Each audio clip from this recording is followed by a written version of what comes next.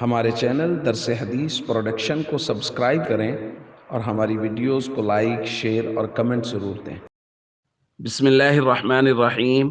عن ثوبان رضی اللہ تعالی عنہ قال قال رسول اللہ صلی اللہ تعالی علیہ وسلم ایما امرأة سألت زوجها طلاقا في غیر ما بأس فحرام علیها رائحة الجنہ، رواہ ابو داود۔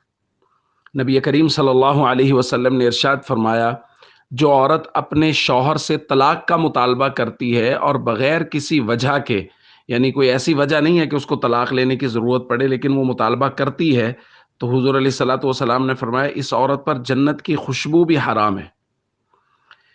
دوستو، ہم طلاق کے متعلق بات کر رہے ہیں کہ طلاق بہت بری چیز ہے، اللہ کی نظر میں ابغض، سب سے زیادہ مبغوض چیز ہے۔ شیطان بہت خوش ہوتا ہے طلاق سے، یہ باتیں ہم کر چکے ہیں۔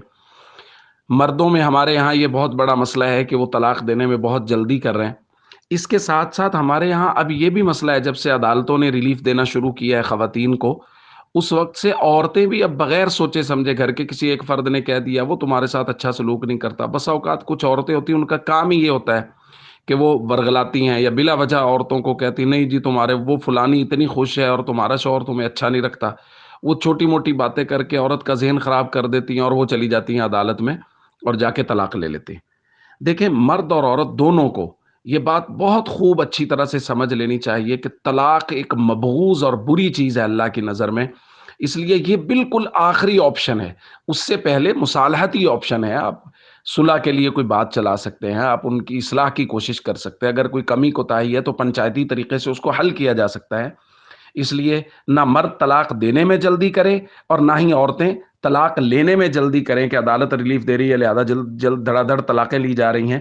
اللہ کے نبی فرما رہے جنت کی خوشبو بھی حرام ہے جو بغیر وجہ کے طلاق لیتی ہیں خواتین۔ السلام علیکم ورحمۃ اللہ وبرکاتہ۔ ہمارے چینل درس حدیث پروڈکشن کو سبسکرائب کریں اور ہماری ویڈیوز کو لائک، شیئر اور کمنٹ ضرور دیں۔